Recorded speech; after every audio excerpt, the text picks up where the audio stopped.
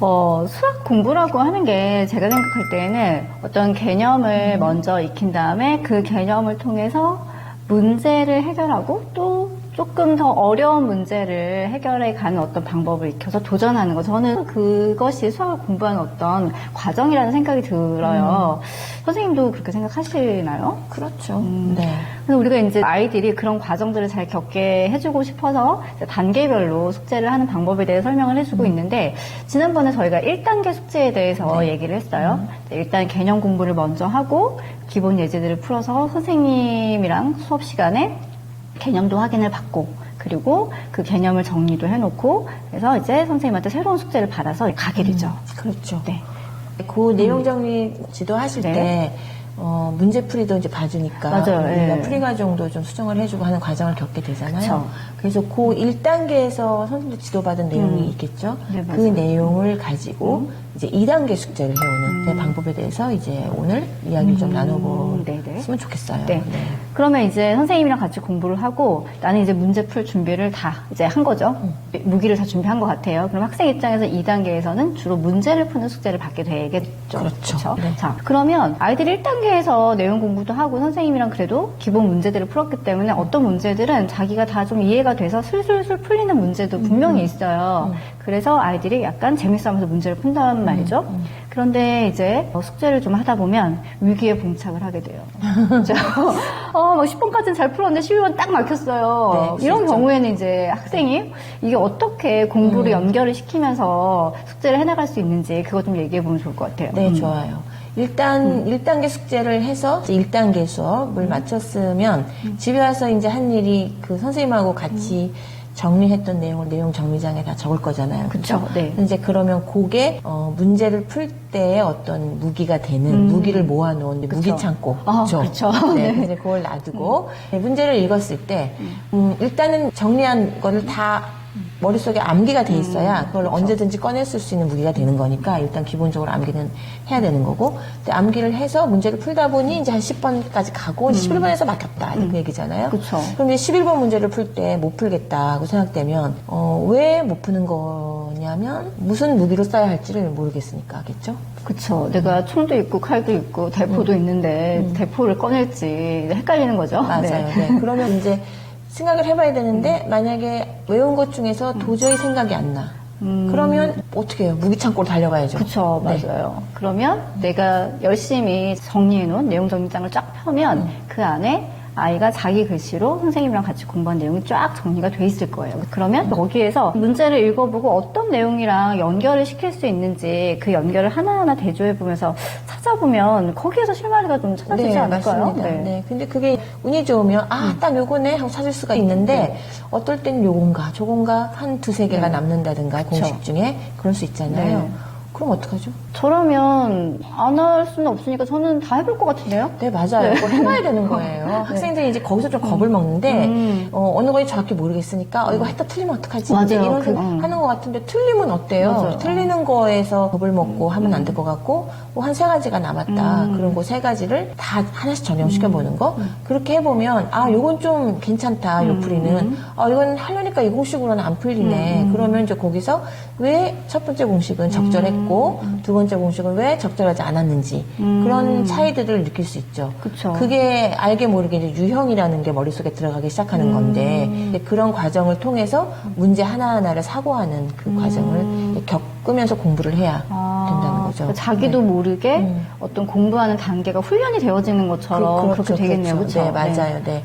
그래서 학생들은 거기서 이제 두세 개 뭐 이렇게 해서 해보는 게 너무 시간 낭비 아니냐. 그냥 가장 효율적인 풀이를 딱 해설보고 하면 좋겠는데 라고 생각하는데 그렇게 해서 이제 답이 나오면 물론 성취감은 느낄 수 있을 텐데 중요한 거는 수학은 사고력을 키우는 거잖아요. 맞아요. 네. 근데 사고력이라는 건 그냥 문제를 푼다고 생기는 게 아니라 어떤 방식으로 풀었느냐에서 그게 사고력이 키워지냐 안 키워지느냐가 천지 차이가 나는데 아까 말씀드린 우리가 이야기 나눈 것처럼 툴을 잘 골라서 그걸 가지고 대입을 해보고 거기서 된다 안 된다를 생각하는 과정. 그래서 문제가 안 풀릴 수도 있어요. 맞아. 저도 학창 시절을 이렇게 떠올려 보면 어떤 문제를 풀고 났을 때 내가 어떻게 해서 맞췄다라는 것보다는 어떻게 하니까 답이 안 나오더라. 어떻게 했더니 되게 돌아가더라. 이런 것들을 좀 기억하려고 노력했던 거예요. 그래서 그 과정이 이제 생각한다. 바로 그런 게 사고하는 거고, 네. 그걸 자주 해봐야 네네. 그 사고도 연습이니까 네. 좀 빠른 속도로 그 사고를 할 수 있게 되잖아요. 그러면 사고력이 늘면서 또 문제도 빨리 풀어낼 수 있는 힘도 생기겠죠. 그러니까 그런 과정이 번거롭고 힘들어 보이지만 반드시 겪어야 하는 과정이라고 생각합니다. 그 문제를 풀다가 막히면 내 머릿속에 있는 거를 찬찬히 떠올려 보거나 그래도 안 되면 나만의 무기창고로 달려가서 내가 정리한 내용 정리장에서 관련된 내용을 찾아보거나 그렇죠. 그렇게 해서 문제를 해결할 수 있는데 근데 봤는데도 안 찾아질 수도 있지 않나요? 당연히 그럴 수 있어요. 너무 당연히. 그러면 이제 우리는 역발상을 하는 거예요. 역발상이 역발상. 어떤? 이건 절대로 이 문제와 관련이 없겠다 하는 걸 지워나가는 거예요. 네. 탈락시키라는 그쵸? 거죠? 네, 거꾸로 지워나가다 보면 역시 하나가 남을 수도 있고 오히려 아까는 안 보였던 게 관련 없는 것들을 지우다 보니 그래도 그중 이게 제일 관련이 있겠다 하는 게 하나나 또는 두세 개 남을 수 있겠죠. 그럼 또 아까 찾은 것처럼 똑같은 과정을 통해서 사고에서 문제 적용시켜보는 그 과정을 똑같이 하면 되는 거죠. 그렇게 하면 결국에는 어찌 보면은 내가 잊어버려서 내용 정리장을 찾아봤던 거는 꼭 머릿속에 있어야 되는데 잘 담겨있지 않은 것일 수도 있으니까 이런 과정을 통해서 스스로 공부를 하다 보면 오래 더 기억에 남을 수도 있겠죠. 그렇죠. 네. 그러니까 한번 풀어봤다 이런 게 중요한 게 아니고 어떤 과정을 겪어서 그 문제를 풀고 내 것으로 소화시켰느냐 그게 중요한 거고 그런 소화하는 과정을 연습시키기 위해서 1단계 수업에서 저희가 내용 공부도 시키고 문제와 내용을 연결시키고 하는 작업을 하는 거잖아요. 그럼 그거를 이제 수업 중에서 지도받은 내용 공부한 거 문제를 풀었을 때 어떤 풀을 선택할 것인가 그 다음에 어떻게 서술할 것인가 그거를 고스란히 집에서 완전하게 연습을 해서 완전히 내 것으로 만들어오는 그 과정이 2단계의 숙제라고 보시면 될 것 같아요. 그러면 결국에는 한 문제를 풀기 위해서 되게 많은 사고의 단계를 거쳐야 되고 또 시행착오도 겪고 시행착오를 겪었으니까 또 다시 한번은 시도도 해보고 처음부터 다시 풀어야 되는 상황이 생기기도 할 테니까요. 그렇게 하다 보면 한 문제를 푸는데 적지 않은 시간이 소요가 될 것 같아요. 네. 실제로 그렇게 풀어야지만 진짜 공부가 되는 건데 요즘은 너무 시간에 쫓기듯이 그냥 문제를 후루룩 풀고 빨리 답을 내고 OX 해오는 그런 숙제를 해오는 학생들이 많은데 그것도 공부가 되기는 하겠죠. 그런데 실제로 우리가 원하는 진짜 수학을 공부함으로써 얻어야 되는 어떤 효과는 굉장히 많이 떨어진다고 보고 그렇게 했을 때 이제 기억이 많이 남지 않고 많이 잊어버려서 다시 또 반복 또 반복 그렇게 하게 되는 그런 일이 벌어진다고 생각돼서 좀 고통스럽고 어쩌면 힘든 길이긴 한데 훈련이 필요한 부분이고요. 또 하면 느는 부분이기도 하고. 그래서 그게 훈련이 돼야 진짜 진정한 의미의 수학 공부를 할 수 있다고 생각되고 저희는 그 공부를 해오기를 늘 바라고 있죠. 학생들한테. 그러면 이제 학생 입장에서 마음을 다부지게 먹고 시행착오도 겪으면서 공부를 해요. 문제를 풀어요. 그래서 막 이제 쭉 선생님한테 30문제를 받았는데 한 25번까지 잘 풀었어요. 그래서 30번까지를 막 시도해보려고 했는데 도저히 30번은 내 무기창고에서 필요 없는 거를 삭제해봐도 안 되고 찾아봐도 안 되고 막 이럴 수 있거든요. 그럴 수 있죠. 그럼 그 문제를 붙들고 막 3시간, 4시간 부여잡고 있을 수는 없잖아요. 그럼 그렇죠. 어떡하죠? 충분됐어. 질문을 하시면 됩니다. 네.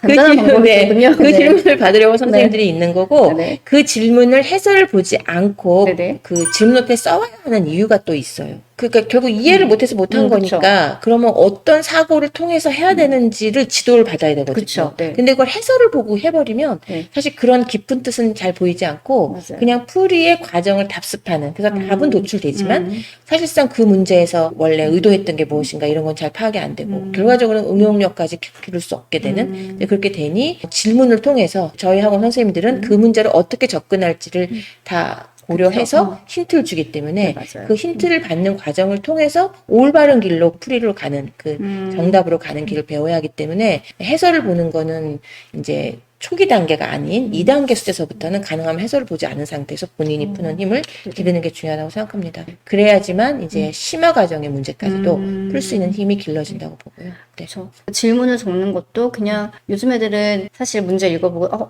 잘 이해가 안 되네. 그런 별표 치잖아요. 맞아요. 그렇게 하지 않고 내가 어떤 것들을 쓸 수 있는지 최대한 활용을 해보고 그렇죠. 그럼에도 불구하고 잘 모르겠다, 이해가 안 된다라고 했을 때는 질문하기를 주저하면 안 되겠네요. 맞아요. 결국은 그렇게 고민해서 문제를 풀어야 되니까 저희가 다른 영상에도 말씀드렸듯이 네.